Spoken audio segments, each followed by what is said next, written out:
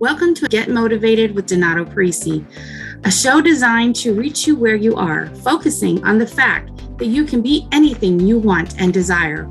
All you have to do is get motivated. If you need a challenge in your life, then look no further.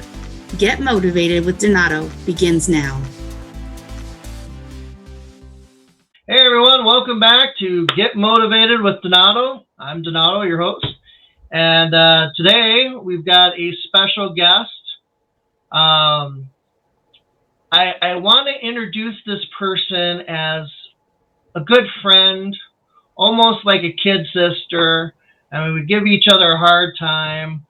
And we just, we have a great time. But I want you to meet this person and learn from her, because she's got such a rich background that you're going to come to know and love as well. And I just pray that you're going to be blessed and receive from her today. Welcome, Carmen. Hey. Thank you so much for having me here, Donato. It's a pleasure being here. Yeah, so Carmen, is a coach, a mentor, a teacher, a speaker. I mean, so many things, and she does so much. And, we've got a lot that we can learn from her. She's here today to help us all get motivated. So we're just going to jump into it. And Carmen, first question, just the icebreaker question here. If you could meet anybody, past or present, who would it be and why? Well, there's so many people that I wish I could meet in the future or in the past. But I'm going to say, if I could go back to the past, considering the fact that I love history and I love people's stories, I'm going to say that I would want to meet Jesus. And why? Now, why? Well, because the Bible, one, right? I got to learn about Jesus, I'm going to say, growing up as a statue, as if the statue had power, but never really, there was no really depth to the knowledge that I had of Jesus until I was already in my 30s, going through something, just through life struggles, and getting to know more about who he was, who he represented in the Bible, and knowing the fact that he was God in the flesh. It was just something that my mind could not understand, my brain could not understand. I was having such a hard time understanding the concept. And I think that the more I continued to study the Bible, and the more I continued to study his preaching more than anything, was just life changing. It transformed my life, and I just want to go back and ask him how he did it.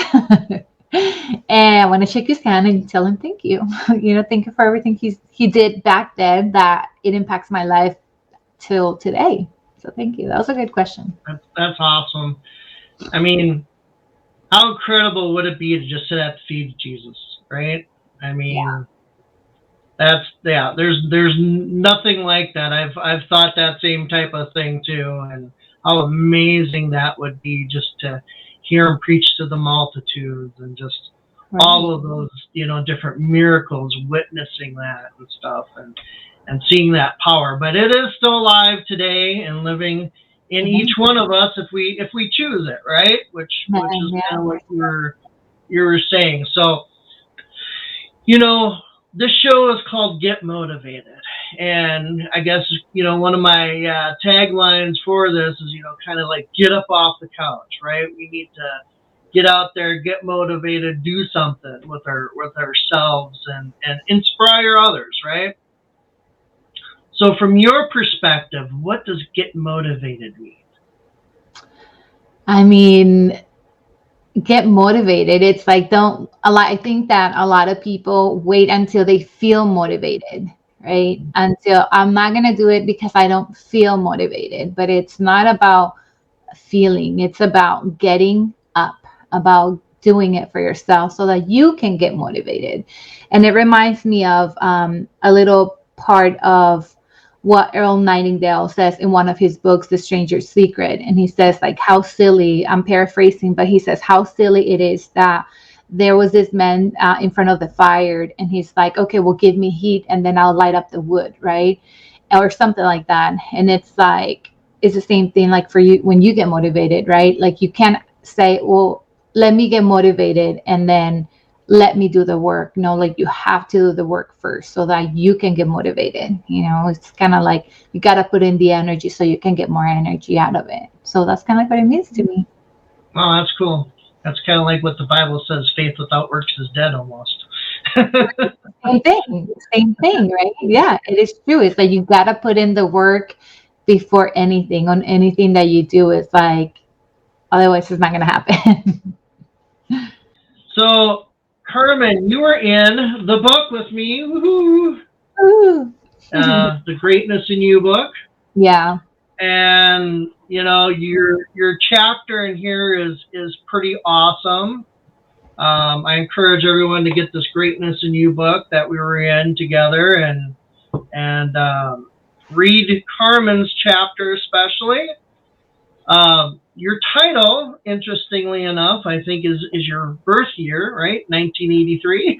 Yes, that is 1983.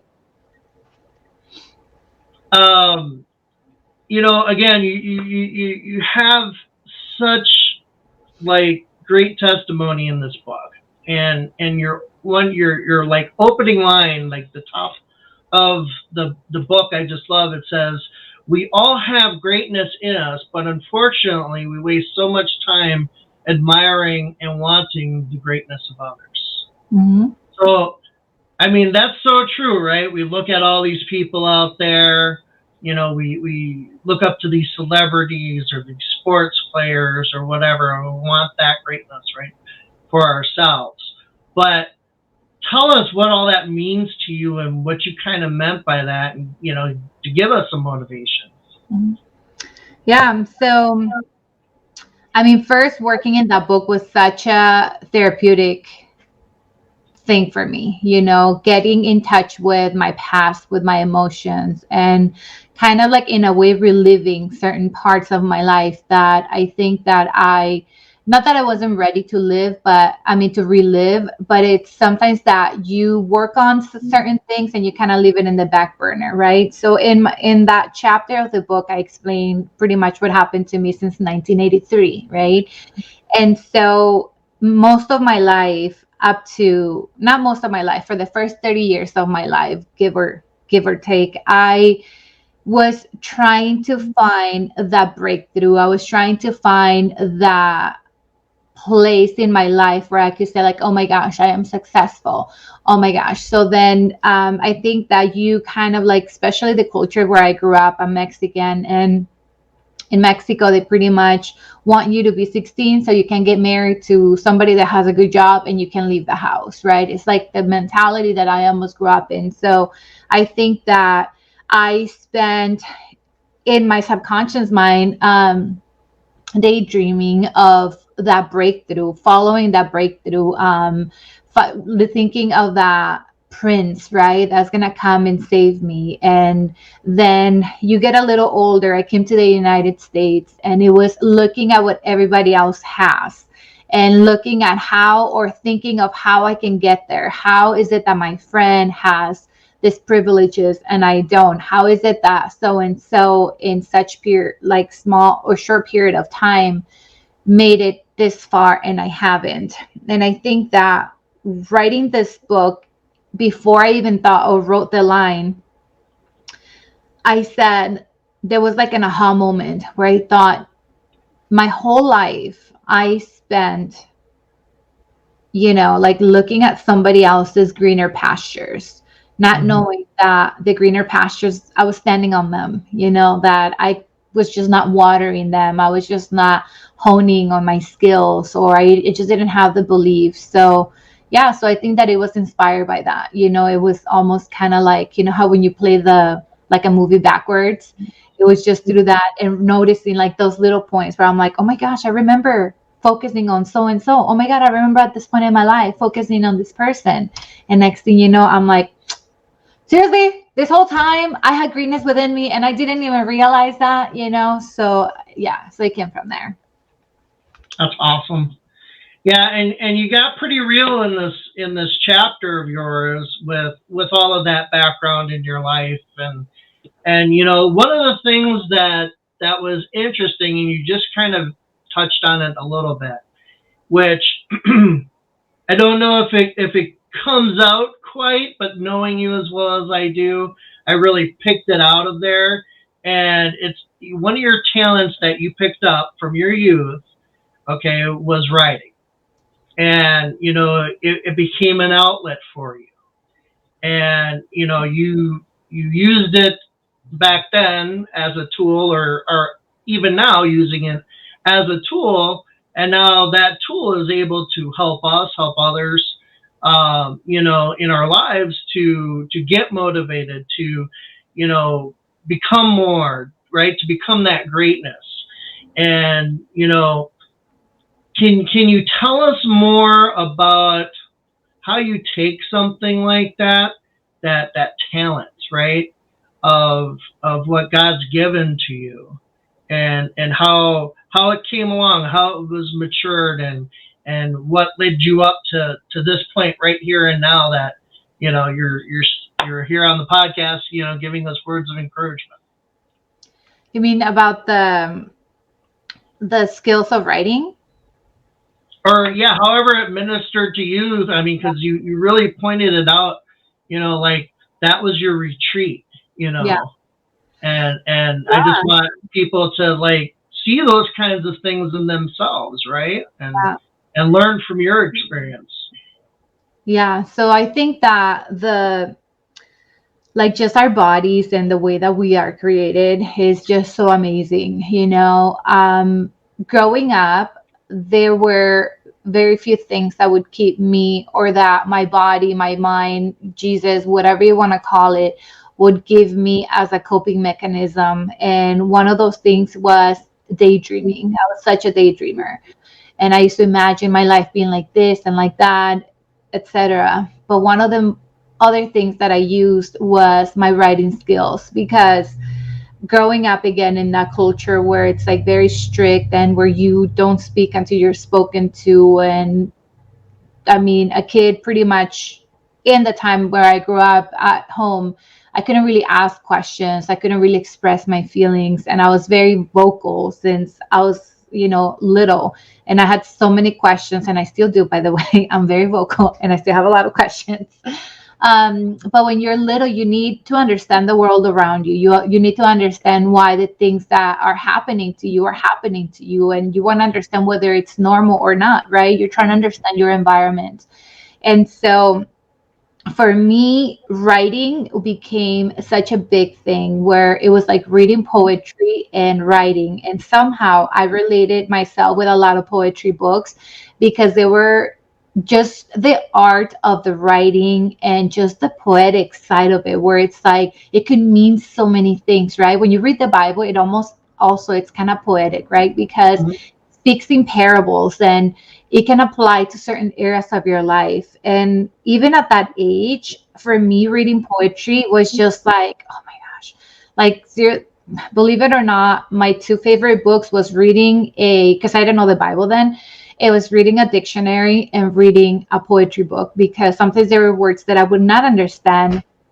And so when I would go through an emotion or anything that upset me, and I couldn't really speak to grandma about it, or I couldn't ask her because I already knew the automatic answer was, you're too young to understand. You will understand one day. Now I understand why she would say that, but back then it was not enough. And so I would just write down how angry I was at her for not responding to my request or my questions. And I used to write just letters of hurt more than anything, of confusion. Like, why is the world like this? Or why is it this? Why am I feeling like that? Why?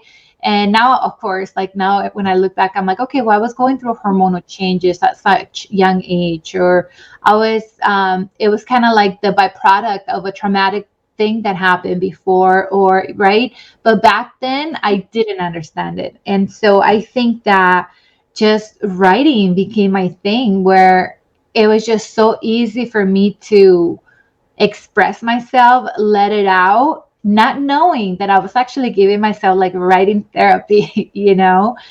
So, yeah, so it just became an outlet and just a form of self expression. And I have loved it ever since. Well, and it shows in what you wrote too, right? I mean, it's so like well put together, but it's also like the story of your life, and you tell the story well. Obviously, it's your story. Why wouldn't you? But it's just put together well. So that gift, that talent that you've developed over time, I think it really stands out. Thank you.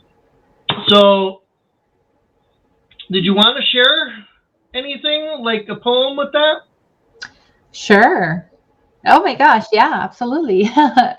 So there's a little story about the poem, and it's Do You Believe in Miracles? And I knew that the pressure was upon me about turning in my draft. And so I know that the title was supposed to be inspirational. So there's nothing inspirational about 1983. But to me, it was inspirational because that's the year when I was born. And again, going back to, I like simple, I thought, what am I going to put? Greatness? What?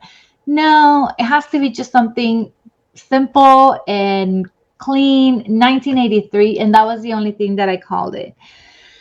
With the poem, I was sitting down and it started lingering in my mind. And I was like, okay. And I just kept going and going and going. I'm like, oh my gosh, this is good. So I got my phone and I'm like, and then so normally I can think of a poem, a rhyme or anything, and I can put it together, and I have a hard time finishing it. So it comes strong. And at the end, it's normally like growing up, I had so many unfinished poems. And so this time I said, I have to finish it. So I had thought of it halfway. And so at the end, when I closed it, I was like, oh my gosh, this is so me. I love it. So, okay. So it's Miracle. Do you believe in miracles? And it talks about life. And it just says, life is never fair. Life is never just. Life is simply life. And to that, we must adjust. Life will give you lemons or pears or sometimes scars. But don't you dare forget, in the night you see or in the dark you see the stars. Life is as you see it, be it black or be it blue, based on your understanding of your story and your truth. Miracles always happen, every second of each day, but it is in the eyes of the beholder, what you see and what you say. Life owes me nothing, not a penny nor excuse. If you play the game of life, you can win, but you can lose. Life is never fair. Life is never just. Life is simply life, and to that we must adjust. Yeah, that's great. Yeah. I mean, when I was reading that myself, I was like, wow, that's so true, because it isn't fair. We go through hardships, we go through things, but it's what we make of it, Yeah. in the in-between. Right? Beholder. Yeah. Yeah. And that's the thing that, that's why we're here today, right? To give people hope and encouragement and, Okay. to get up off that couch, right? To get motivated and to, take their story and tell it to others, be it writing or just ministering to somebody or sharing that experience or, becoming a coach or whatever it is, right? We all have different talents and gifts and abilities that we can share. And that's why we're here. I really believe that. We're supposed to take our stories and be able to share them with others. So that kind of leads me up to my next thing. You've gone through a lot in life. We all do, right? And I'm hoping that you can tell us today and help the people out there, to give them some kind of hope and motivation from all of the things that you've experienced. So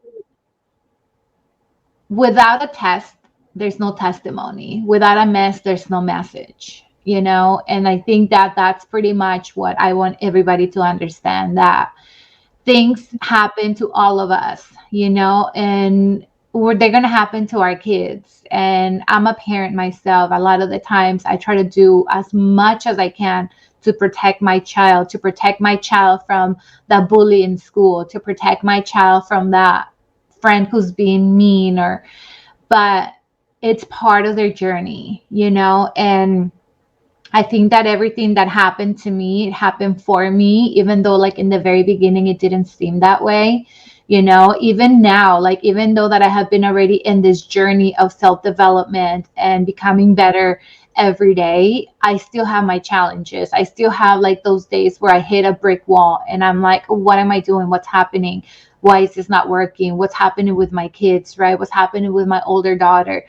And little things like that are going to continue to shape me. So not because I worked through those things means that I'm mess free for the rest of my life, right? And I just want whoever is listening to this, sees the recording and whatnot, is that your life is just beautiful as it is, right? But it's almost like I am right now in the process of organizing my house because things get messy sometimes, right? Disorganized here and there, the pantry and whatnot. And I think that your life can be a disorganized mess, but it doesn't mean that it's not worth telling and it's not worth sharing, because even in the chaos, like, you can find beauty in it, right? You can learn to organize parts of your life that are not put together, and not necessarily hone in on the bad, but even if it's just like that one little thing that is going good in your life, hone in on that, right? Because that is what's gonna get you motivated to do more, right? So perfect example, the whole organizing of my house. We moved into this house, we downsized from the house that we moved in, so we have still a lot of boxes a year and a half into the moving. And I was focusing on all of the negative. I was focusing on all the boxes here, all the boxes there.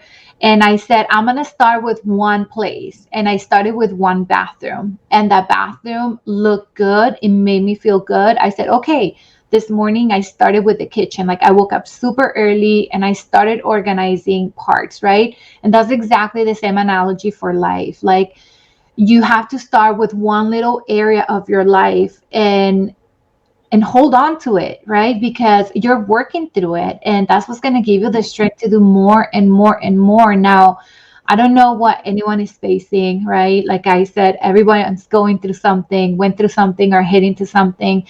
But at the end of the day, it goes down to like what it is that you want for your life. Do you want to continue to be feeling sorry for yourself, or do you want to change that routine, change that vision that you have for your life, and go after those things that make you happy? At the end of the day, it's really about that, right? And perhaps waking up at 5 a.m. doesn't make you happy, or perhaps doing the heavy lifting in the beginning doesn't make you happy. But again, going back to, like, unless you do the work and you put in the work, you're not going to get the results. Like, you don't go to the gym by just standing there and thinking you're going to get fit. You got to put in the work, and it can just start as little as just changing one thing every day.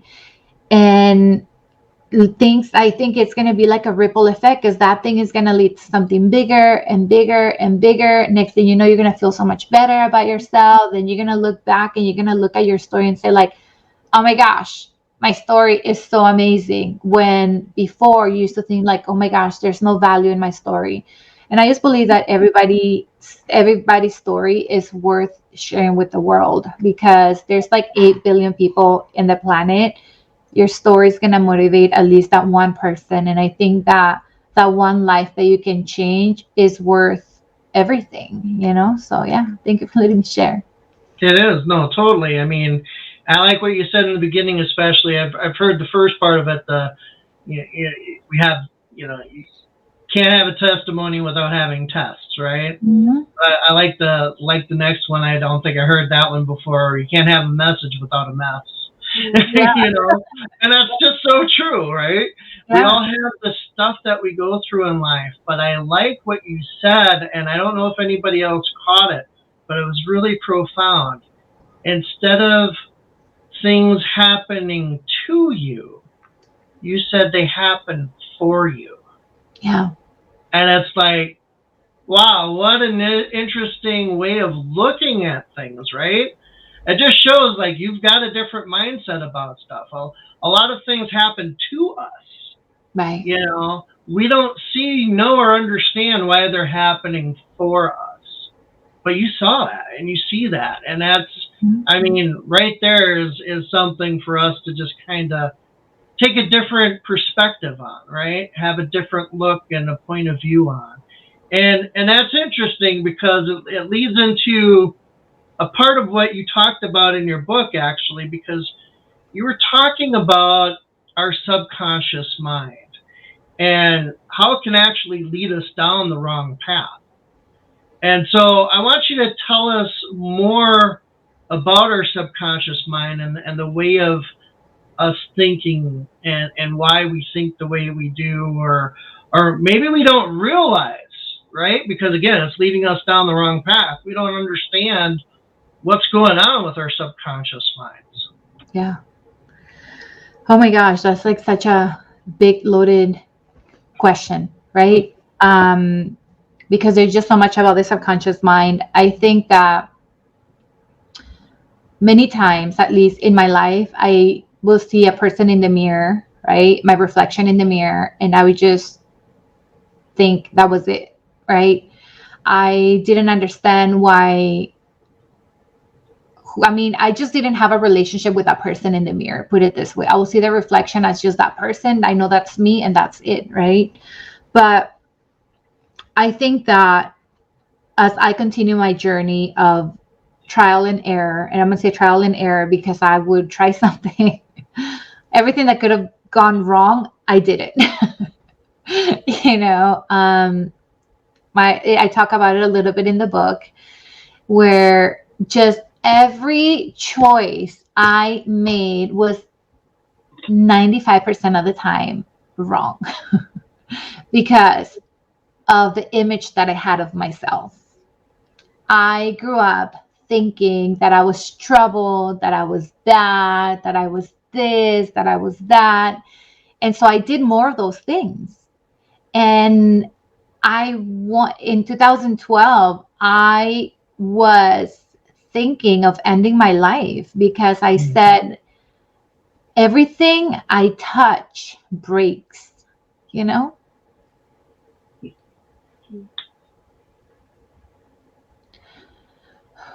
I said, everything I touch breaks. So what was wrong with me? Why did I continue? I wanted to do something different, but somehow I continued to do the same thing over and over and over, right? Insanity, wanting different results, right? But yet doing the same thing. Yeah. And so I learned that in NA, right? Narcotics Anonymous. And I thought to myself, if I continue to do the same thing, the program of the 12 steps talks about like you end up in 3 places: jail, institutions, or death. Well, I had already ended up in jail. I had already ended up in an institution after an overdose. So the next thing was death, right?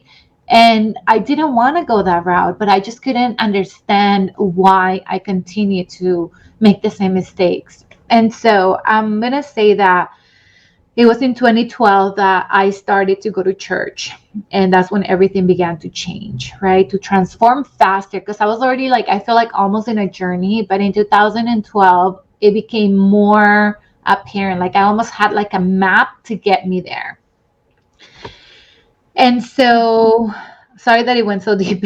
And so, um, I started to understand something, that the person that I was seeing in the mirror was more than than a human being. There was actually three components to that, right? It was my mind, my body, and my soul.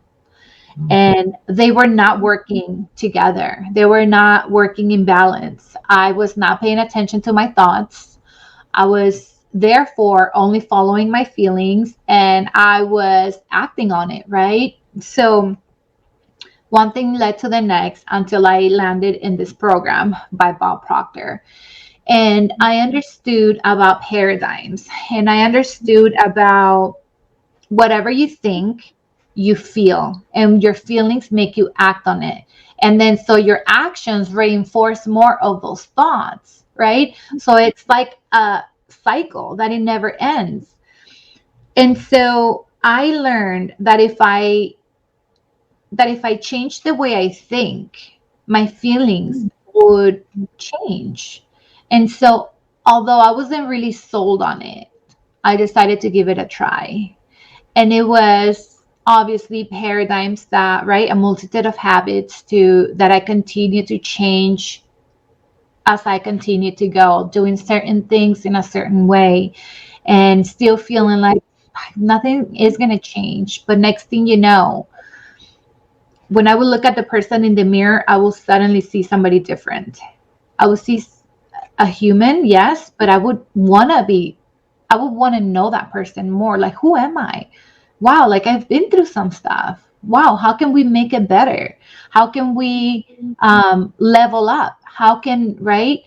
And so I started to read more about the subconscious mind. And then at church, in the meantime, at church, they're talking about the renewing of your mind. Mm-hmm. And it was just like, okay, the renewing of your mind.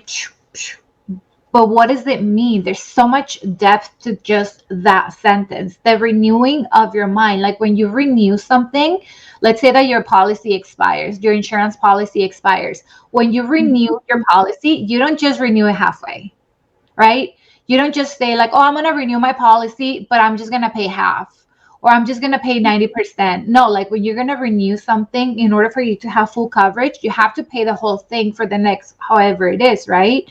So I feel that that's kind of like the renewing of our mind, right? Like the old programming doesn't work anymore. Therefore, we got to renew our thinking. We got to renew the way that we speak to ourselves, how we say things, how we look at ourselves. A lot of having my baby in 2017, my second baby, and looking at my body in the mirror, I would dissect myself in the worst, awful things, and I would say, would I talk to a friend like that? Would I say, oh my God, look at your thighs. Oh my God, you're so fat. No, right? Why would I do that to me? And so why would that happen? Like, that would make me want to eat more and not exercise, because subconsciously I was embracing that body as much as I didn't like it, And so recently I have been reading this book, which is The Power of Your Subconscious Mind. There's also an audiobook on YouTube. If you're driving, you can listen to it. But there is so much in here about your subconscious mind is just transformational. The way that you speak about yourself, period. Because I think that that's kind of like where everything starts, Donato, which is like when you wake up in the morning, like, what do you tell yourself? Do you look at yourself in the mirror and are you happy with what you see? And if you're not, do you allow that to linger in your mind? Like, okay, like if you feel, I don't know, unhappy because of your body weight or whatever it is. And I'm using body weight because for me, it had been such a big thing. So I look at myself and I'm like, oh, we're getting healthy every day. Like, I'm proud of you. We're getting healthy every day. Am I getting healthy every day? Absolutely. Because if you say it, it will happen. It will come to pass, And so, yeah, like, I just think that your subconscious mind is the driver of your body. Like your body's just the vehicle, but your subconscious mind is that driver, right? And now if you feed the driver like negativity, was going to be a reckless driver. But if you feed the driver positivity, was going to be a more careful driver, you know? So that's kind of like the analogy that I want to use. Thank you for letting me share. Yeah, no, I mean, that's totally it, right? We don't think or realize what goes on in our subconscious mind. But over the years, if we're told we're fat, if we're ugly, if we're stupid, or whatever else, right? That we listen to, and that's a key thing, right? We're listening to it, so it's getting inside of us, as opposed to just dismissing it, right? Keeping our minds renewed, like you were talking about. But it's put inside of us, gets into our subconscious mind, and then we start acting that out because it's there. But if we use positive affirmations, like you're saying, like I'm healthy, I'm whole, I'm well, I'm good looking, whatever it is, right? And we keep reaffirming ourselves and just saying it over and over, whether or not we even believe it at the time, right? Correct. We continue to say it, and then it gets inside of us, right? It can take root, and then it can unroot all the unhealthy things that we once thought or believed in. And you made a point a little while ago, which is so true and key to things, is you talked about body, soul, and spirit, right? That we are a spiritual being, and we have a body, we have a mind, which is our will and our emotions, right? That we've got to get a hold of. And what part of you are you going to let rule the others, right? I mean, as a spiritual being, we should be filled up with the Word of God and be able to express those things, right? And have control of our mind and our bodies.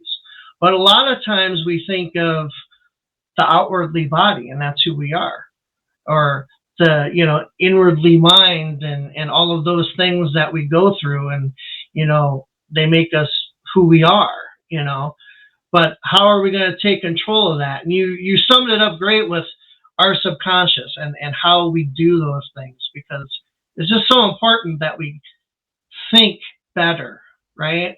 And we practice thinking better. Yeah. Like when I work with clients, I explain to them about paradigms. And paradigms, again, right, for those who don't know the term, is just a fancy word to say a multitude of habits. And so one of the analogies that I use, I say all the paradigms that we have when we grow up, right, including myself and including you, is that I said, pretend like you are a little kid. You're 5 years old carrying an empty backpack, right? And suddenly we're walking through life, and there's people putting all these little stones in the backpack, right? And then on that little stone, they write whatever they say to us, their beliefs, right? The backpack is our subconscious mind, right? And then they start putting those little things in there, those little pebbles. You get to 30, and that backpack is heavy, right?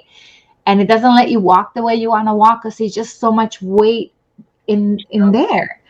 And so I say, when you start working on your subconscious mind, it's like you start getting rid of those little stones that don't serve you.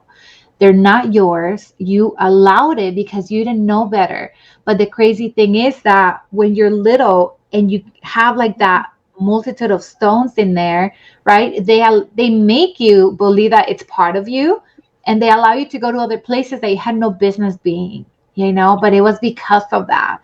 But the beautiful thing I think about this, Donato, is that you can change it. It doesn't matter what people said about you. It doesn't matter how many times you went to jail. It doesn't matter if you did drugs. It doesn't matter if you got divorced twice, 3 times, 4 times, however many times. Like, it doesn't matter what your baggage is that anybody has access to their subconscious mind, and anybody has the access to changing that, and to rebuild a new version of yourself. So perhaps the version that you had in the past, like, you're not happy with it for whatever it is, the reason, right? Like that's not what matters to you. What matters is that whatever it is that you think that you are much better than that, and the one that can do the work, it's you, right? And it takes obviously practice, but everything takes practice, right? Like you didn't learn to ride a bike just by the first try. Like you got to keep trying, Right. trying. And I think that also part of it is staying connected to the people that inspire you, listening to the stuff that inspires you. Stop listening to the stuff that don't serve you, because remember, nothing changes if nothing changes. So if you continue to do the same things over and over and over, you're going to continue to get the same results. But if you start changing, even if it's small steps on the right direction, are still on the right direction, but you got to start now, like right now. Good. Yep. No time like the present, right? Right. Well, and it's interesting because you talk in the chapter about having the power to go back and change things, but then you realize you wouldn't be the person that you are now, right? And so again, this is like just a different way of thinking for us. And even though these things happen in our lives, not knowing what we're going to get out of it, or what's to come of it, you still realize that even if I had the power to go back, I wouldn't change anything. I mean, just give us an idea of why. Like, because I think we all think that kind of thing. Like, man, if I had the power to go back and change this will never happen, right? But we don't realize that it makes us into who we are. But give us some insight on that way of thinking. Yeah. So, and again, that conclusion happened after writing the chapter, because I wasn't sure that that's where I wanted it to go. I was writing it and I said, if I could go back, what would I change about my past? Because there are things that sometimes you're like you said, right? You're like, but no, like I feel that it's kind of like in the quantum realm, right? For every action, there's a reaction, right? I love to study people, their interactions with people, traffic, especially traffic, because it's like one person makes the wrong turn or cuts you off and it sends a whole new vibe, right? It's like, so everything is so connected. So I feel that I'm so geeky, by the way, but I feel that even the smallest thing that happened in your life, like you perhaps, I don't know, you gave somebody more money for something that you bought, right? $10 more, and you're like, $10 more. Okay, well, think about it for a second. Those $10 came out of your pocket extra. And so you think, right? But what if those $10 got to the register and those $10 actually helped the register, I don't know, take it home and buy that food that her daughter needed or their son needed or whatever it is, right? And then so therefore now the little girl, the little boy, they're so happy because they got the meal, they got a happy meal. And then, you know what I mean? There's like all that connection, right? So when it comes to everything that happened to me, I feel that I had an impact on someone somehow, and that impacted somebody else some way, somehow. So if I go back to change that, I don't only just change me, my past, and my results in the future, but I change a lot of people of, right, like of that interaction. Like, so therefore, like I wouldn't change anything, and I wouldn't change it because something always taught me something, like if I cut my nail extra, then I know better to not cut my nail so deep next time, so I really think that there's value in every lesson that we learned. Doesn't matter how small, doesn't matter how painful, doesn't matter anything of that. There's always a silver lining if you are willing to find it, even through the death of my two grandparents who were like my dearest people in the whole wide world, right? For a while, I thought I could go back to change things that I could have done more, or that I could have said, or that whatever it is, it taught me a lesson that I should become a better person and enjoy the people that I have now. Now, if they never passed away, I probably wouldn't have felt those feelings, and I would probably been a jerk still to my family, but that allowed me to become more aware of my feelings and just showing my family more love. So yeah, I just think that it's beauty in every experience that we go through, good or bad. No, that's great. And, I want people to know how to get a hold of you, how to, get inspired by you, be it their coaching, the book, whatever. So tell us more about how people can get plugged in with you, where they go, what kind of programs you offer, that kind of thing. Yeah, so I have my career, I think, pivoted a little bit, right? I'm still in the coaching, I'm still in the helping, I'm still in the mindset, everything, but I have taken a little bit. So I have pivoted a little bit and more on the storytelling, helping people extract their stories and to really find the value in their stories. I believe that every story is worth sharing for whatever reason, personal reasons, whether you want to make something big out of it or not. I have, teamed up with some amazing people that helped me also launch this book, or helped us launch this book.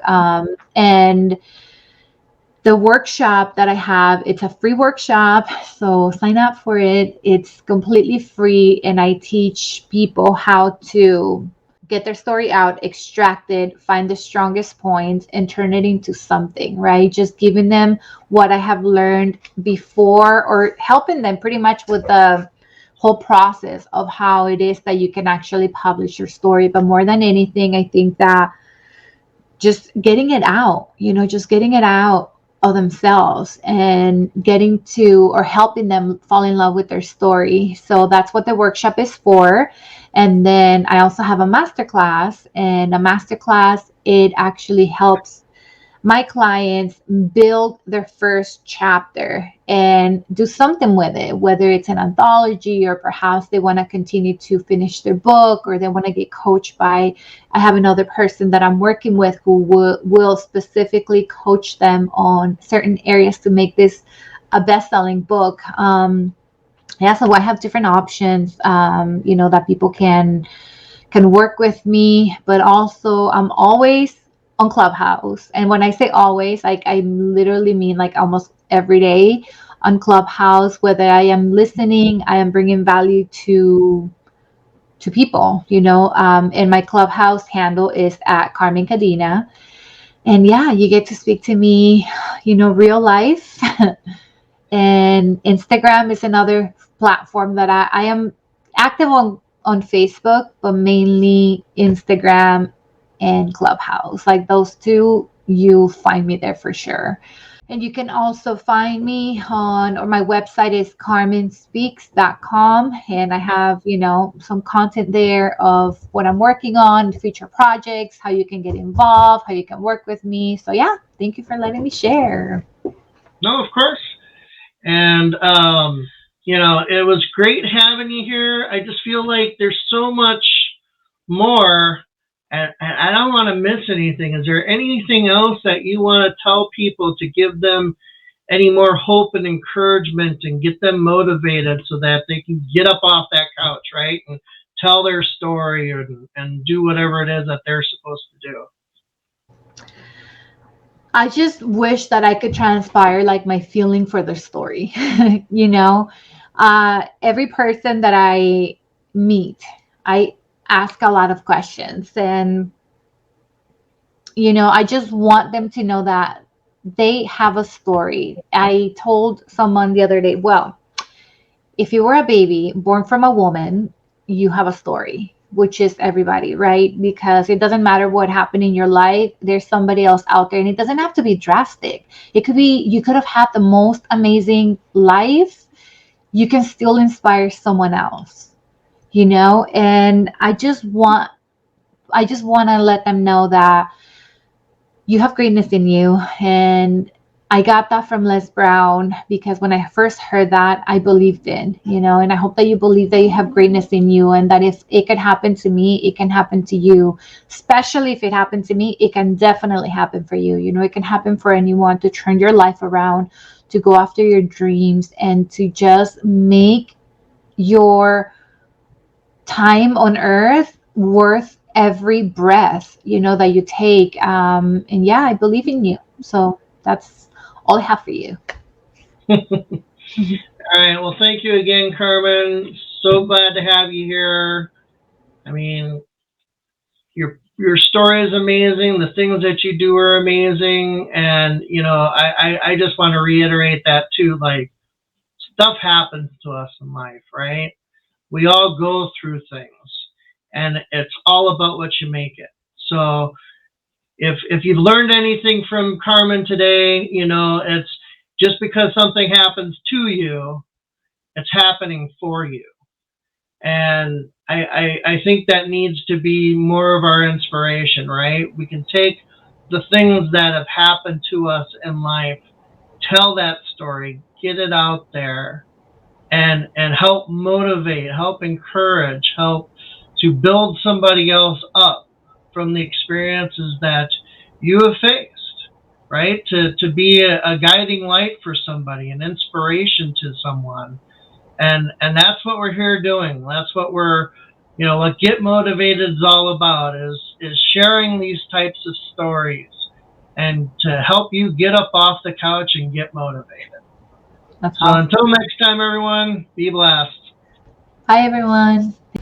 Follow Donato on Facebook and LinkedIn at Donato Parisi, or go to donatomotivates.com. Remember, you can be anything you want and desire. All you have to do is get motivated.